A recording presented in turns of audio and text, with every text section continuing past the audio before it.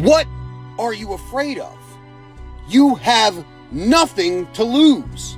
You have nothing to lose except for other people's opinions of you. Let them call you a failure. Fuck it. Fail 9 times, stand up 10, motherfucker.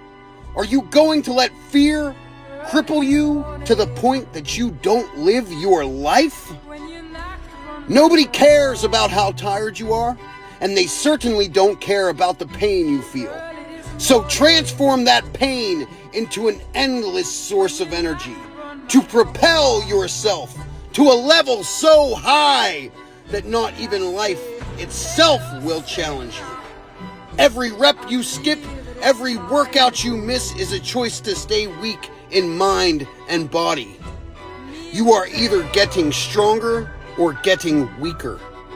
Pain is temporary, but the story of a great man is everlasting.